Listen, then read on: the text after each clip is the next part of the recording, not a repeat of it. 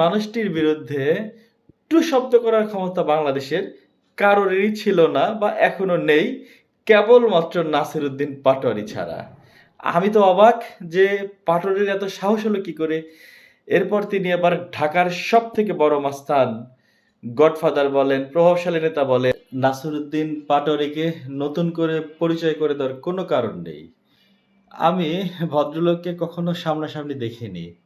কখনো তার সঙ্গে আমার টেলিফোনে কথা হয়নি বা অন্য কোনো মাধ্যমে তার যারা একান্ত আপনজন এরকম কারো সঙ্গেই কথা হয়নি। তিনি কোত্থেকে এলেন, আবার কোথায় যাবেন, তিনি কি করছেন, তার স সংসার কিভাবে চলছে, তার বাড়ি কোথায়, লেখাপড়া করেছেন কোথায়, কিংবা তাকে কেন ডারবিন নাসির বলা হয় তাও আমি জানি না। কিন্তু গত ১৭ মাসে তিনি যে বিতর্কগুলো তৈরি করেছে, তিনি যে বিদ্রোহ করেছেন, বিপ্লব করেছেন, এটা আগামীতে ইতিহাস হয়ে থাকবে।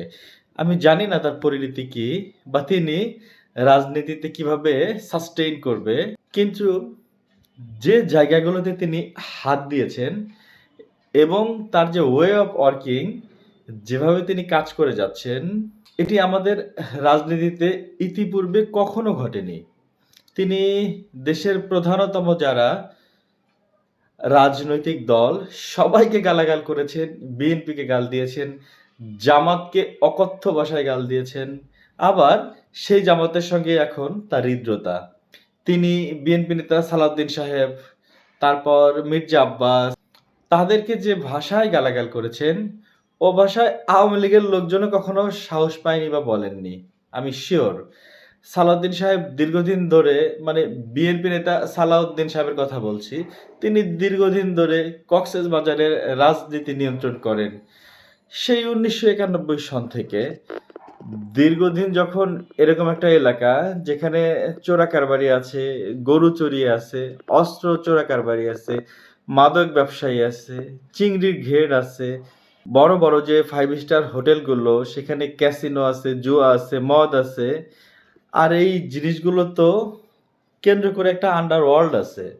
আর সেই আন্ডারওয়ার্ল্ডের নেতা যদি ৯১ সাল থেকে কোনো একটা ব্যক্তি এলাকার প্রধান রাজনৈতিক ব্যক্তি হয়ে থাকেন, তবে আপনি ইচ্ছা করলে তার বিরুদ্ধে সব অভিযোগ আনতে পারেন।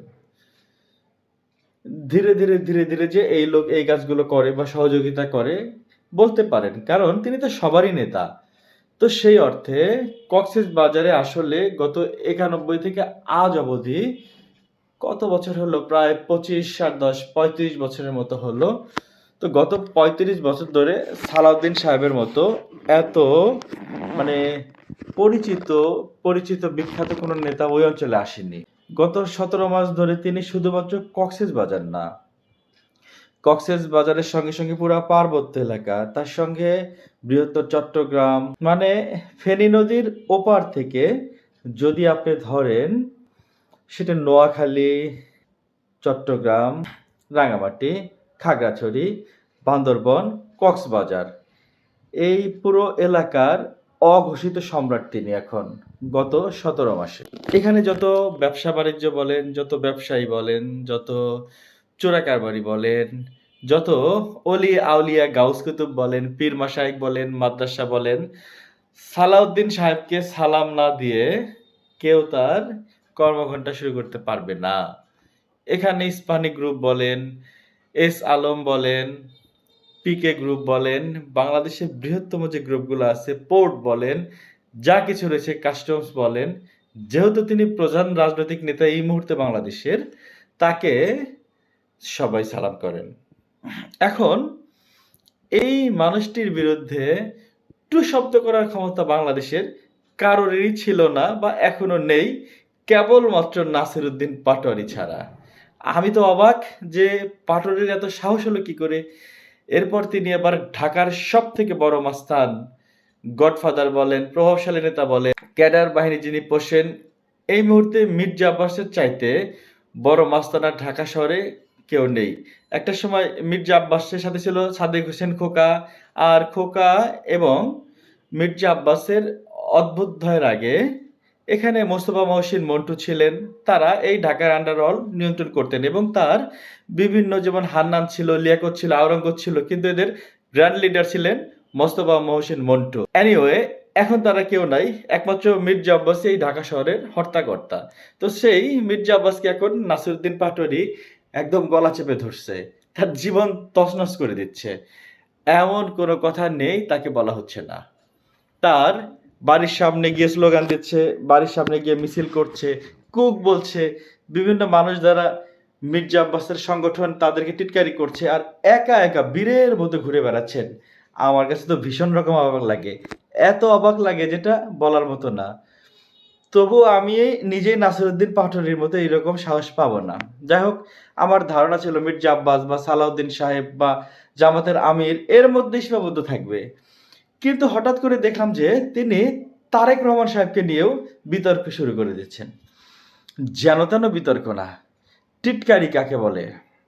তারেক রহমান সাহেব প্যান্ট ইন করে ভদ্রলোক শেষে বাংলাদেশে এসেছিলেন, এখন তিনি সেই তার প্যান্ট খুলে গেছে, ইন ছেড়ে দিয়েছেন। ইন ছেড়ে দিয়ে তারপরে তিনি এখন ইন করা ছাড়া শার্ট পরে ঘুরে বেড়াচ্ছেন। মনে হয় কোনো কারণে আমাদের বসতে গিয়ে যদি পেছনের সেলাই খুলে যায়, আমাদের চেনটা যদি হঠাৎ করেই না লাগে, তখন আমরা সেই পরিস্থিতি সামাল দেওয়ার জন্য ইন করা বন্ধ করে সেই শার্ট বাইরে বের করে দিই।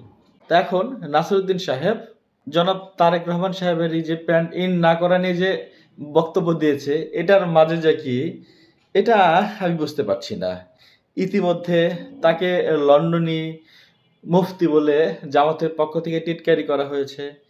সম্ভবত নাসিরউদ্দিন পাটোয়ারিও এই লন্ডন থেকে এসে তিনি কাজকর্ম করেছেন, এইগুলো নিয়ে তিনি টুকটাক কিছু কথাবার্তা বলেছেন। তো যেহেতু তিনি তারেক রহমান সাহেবকে নিয়ে কথা বলা শুরু করেছেন, আমার বিশ্বাস যে এটা তিনি থেমে থাকবে না। তার পেছনে নিঃসন্দেহে একটা বিরাট শক্তি রয়েছে, একটা গ্রুপ রয়েছে, এবং এই শক্তির বলেই তিনি উড়ে বেড়াচ্ছেন। এটা হতে পারে আমেরিকা, হতে পারে হতে পারে পিনাকি, হতে পারে ইলিয়াস, হতে পারে জামাত, এনি বডি, একটা বৃহত্তর শক্তি তার মধ্যে আছে। নচেত এত নির্ভর, এত দ্বিধা সংকোচহীন এবং এত সহজ সরল স্বাভাবিক অবস্থায় তিনি রাত বিরাতে একা একা ঘুরতে পারেন না। তিনি পুরো বিএনপির জীবনকে তছনছ করে দিচ্ছেন। আর এখন তারেক রহমানকে আক্রমণ করার মাধ্যমে তারেক রহমানের একদম কলিজার মধ্যে হাত দিয়েছেন। আমি নিশ্চিত যে নাসিরউদ্দিন পাটোয়ারি যতক্ষণ না পর্যন্ত তারেক রহমানের সাথে তার একটা নেগোসিয়েশন হবে, তিনি তার মুখ বন্ধ করবেন না।